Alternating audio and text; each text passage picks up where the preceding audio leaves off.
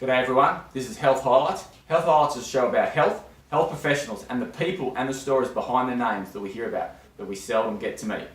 Now, Work Safety and Work Health Australia actually put out some statistics last year that said that $70 billion is lost every year to injuries at work. And of these injuries, 50% of them are actually physical injuries to workers.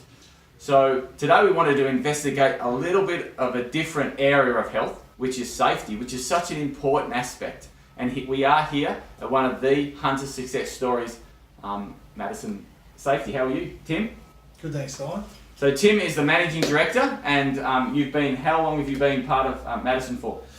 I've been with the company for on and off for the past sort of 28 years, but I ducked away for a little sort of 8-year stint to play a bit of rugby league and whatnot. But so I started with my father in the early days, went away and been back on board basically for the last 15 years. Wow, that's great. So we'll get back to the footy. But firstly, tell us the story behind this incredible, this is really a success story, this whole business and what you're doing here with Maddison. So what's the story behind the whole business? So it was kicked off by my father back in 1990. It was Maddison Safety. He'd had a bit of a history in the safety game, particularly hand safety. I suppose back in those days it wasn't as important as what it is now. Even back in the early 90s, you know. So, but on the back of that, we've sort of grown into I suppose what we do today. Along the way, we've picked up a couple of little businesses that sort of specialise in different products, and also jumped on board with a national sort of buying group. So that's sort of opened up a new range of products for us. So we've got it's a hell of a range we've got there now. So Brilliant. yeah, Brilliant. So it seems to keep growing. It's nothing like a bit of diversity though to keep it interesting though, isn't it? So, exactly right. Yeah. And so how did you follow into the footsteps of your dad and get into the business? Was it just a natural thing, or did you love the business, or how did you sort of get into it? Mate, I left school and I was a motor mechanic, Right. as a trade, and mate, after 4 years of swinging off spinners, or trying to swing off spinners, I thought there's got to be something better than this. Yeah. And at the time, Dad's business was sort of starting to grow a bit in what he was doing, and that was back in 1991, and so I jumped on with the old man at the time, and started out in the store and running some deliveries around, and basically here we are today. So good. Now, but at that time also, you're obviously playing footy, and many people out there may recognise you or recognise the name that you played for the Knights. So tell us about what it was like to play for the Knights. It was good. It was an interesting time. Back in the early 90s, we were a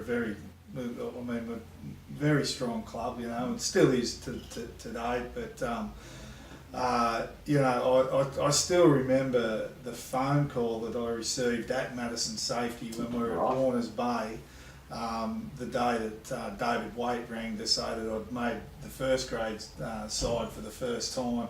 I was 19 years old. It was a pretty special moment, but it also lent itself to some G-ups along the way. The boys used to ring up work and pretend they were reporters and things like that. I could imagine they'd done all that sort of stuff. Yeah, a guy by the name of David Boyd, he was good at that. Yep. But it was always, we were always, it was pretty proud moment to be doing that kind of thing, and I suppose from a business point of view, it was great in the sense that Monday morning you'd be calling in on these guys, and in most cases Mad Knight supporters or supporters absolutely. of the team that you just whipped the day before. So. And it still happens today. Newcastle and the Hunter Valley sort of born on rugby league, and it's very strong, and it's good to have some bloodlines into that area. So how many games did you play for the Knights? I played 100. with the Knights, I only played, really a handful of first grade games. I played a lot of lower grades here, but then I sort of moved on and ended up playing for various other clubs and ended up with 100 odd first grade games. So, Awesome.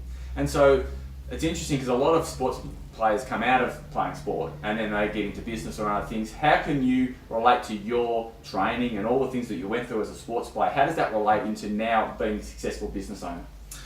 Yeah, it's an interesting question, that, because I know the guys that have, you're constantly speaking to guys that have gone from, playing the sport we played into business, and it doesn't matter what business we're in. I know a good mate of mine's in hospitality, and there's guys that are in similar business to what I am, and at the end of the day, we're part of a team, and that's one thing that for probably for 15 years, we were part of a team, and you're in an environment where if you let your teammate down, that guy next to you, it can really have some catastrophic consequences. So that's one thing that I was able to bring into the business is really pushing that sort of team environment and being part of a team, and I believe we're sort of at the stage here at Maddison Safety where everyone sort of thinks about that with every decision they make. That's so good. If you've got a good team, two are better than one and so forth, and obviously that is what is seen now in the business. So tell us about Maddison Safety. What are some of the key things that you guys do and provide, and what are the services that you have? So Maddison, obviously we are really reliant on a strong mining industry. Yep. So we've always been not only big supporters, but good suppliers into the mining industry here in the Hunter Valley. Along the way, we along with our the general standard consumable products like your gloves and safety specs and respirators and clothing, footwear, all of that. We along the way we picked up some little businesses. This one here, we manufacture Australian-made miners belts. Yep. So there's various styles. These are more like an ergonomic style belt that the guys tend to be wearing more and more to give them a little bit of back health along the way. We never claim that they're going to fix a back injury or anything like that, but they're certainly a little bit more comfortable. These leather ones have been a product that have been in the industry for years. We bought this off an old guy called Barry Bennett over at Broadmeadow. He initially based the setup off a weight belt. Yep. These days the guys carry a lot of weight underground. Their self-rescue is getting heavier. Their batteries are actually getting smaller. All the different tools and whatnot they carry off their belt, it's getting heavy. And these guys, some of them walk a lot of miles underground every day. So they need good support and a good product to carry their tools on. And we see some really good examples of that down in the mines, and they love our belts. And the thing about these belts is that they're quality belts, and there's something else that's very unique in this market, and they're actually handmade. Is that right? Yeah, they are, mate. Yeah, so the boys out the back there, they punch the pattern, I suppose, out of an old press that was built in New York back in the 50s. Wow. So, and it's still cranking away, and funnily enough, a lot of the products that it takes to build these products, particularly the leather, they're starting to get a little bit hard to find because there's not so many manufacturers out there these days. But we've sort of managed to either train our guys in house to build the product or to maintain the product. And we continue to sort of uphold that training as much as we can. I think that's amazing. It keeps you very unique in the industry that's very automated. Pretty much everywhere else it's from China and it's just through machines. So how does it go in terms of cost to put something like this together, and also the miners notice the quality difference? Yeah. The qualities are always our product. I suppose it's the Rolls Royce, you know, and that's the way that we want to keep it. We don't want to degrade our product in any way. We always say to the guys out there that you know you're buying a Rolls Royce, not a Daihatsu. That's our common sort of analogy with our products. But at the end of the day, our guys out the back, they work very hard. They're very smart. We try to pay them as well as we can, which obviously means that it increases our costs. Yep. We believe they deserve, they deserve everything that they make, and the guys that go underground deserve to wear a good product. And do they say that the quality is so much better than anything else? Do they notice definitely. it? Yeah, definitely. You know, the guys that use these belts, some wonderful stories. I couldn't recall them all, but there is guys that come back to us, you know, after years and years of wearing our belts and sort of thank us for being able to do that. Yeah. Oh, that's so good. That's so good. And so, in terms of the skill to put something like that together, how much skill is involved in actually hand stitching it? And I mean, we'll show you some footage right now that's been shown. But like, I mean, how skillful is it to do something like that? Oh, wonderful skills. Skills that I don't have. Yeah. At all, you know. I watch in awe of the boys out there who and the girls who put it all together and make it all happen. We're actually we're in a bit of a phase at the moment where we're looking into our current machinery that we use and the equipment.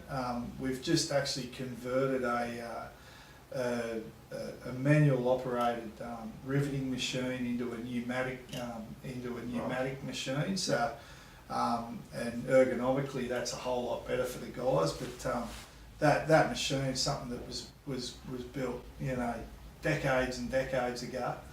It was actually a customer of ours that did the transformation for us, and it was funnily enough one of their greatest jobs that they've done this year. They really enjoyed it. That was Solid Engineering up at Curry, who are really good company, and they were stoked to be able to work on such an old product and bring it up to speed. So good. And I mean, with such a throwaway society, it's just awesome to have quality and have people doing stuff and using things that actually last for years and actually providing a service like that. I think is brilliant. So well done to you guys and all that you're doing. Just one final question.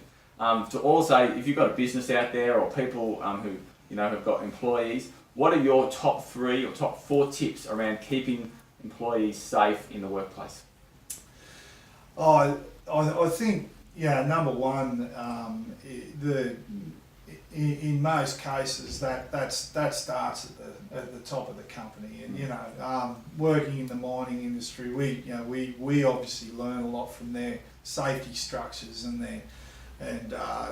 their policies and whatnot. We diversified with the mining downturn. We diversified into construction, and we saw a huge gap between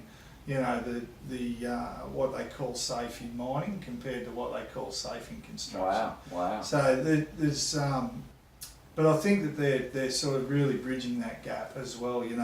Particularly those bigger companies in construction are very, very high on their safety plans and whatnot. But so I think the number one is the plan starts from the top, and it gets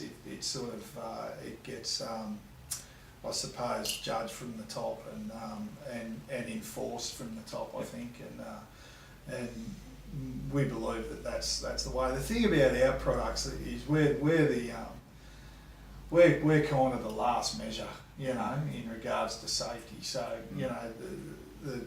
the job should be engineered to be a whole lot safer before you have to rely on PPE. Yeah, that's right. Yeah. Very good. Well, thank you so much for your time. Really appreciate being able to see your warehouse and see some of the ways that the guys make the product and and well done to an incredible business that is really helping people all around Australia. And look, if you want to find any more information about Maddison Safety, or have you got a comment for Tim, please let us know. And all the information will be on the screen for you right now, so you can get in contact with him. Look, thank you so much for joining us, and thank you, Tim. Thanks, mate. Really appreciate your time. Thanks, mate. Have a wonderful week. Remember, we'll have the same time, 12:30. We'll have another incredible interview for you. Remember, healing is a gift, health a responsibility. See you later.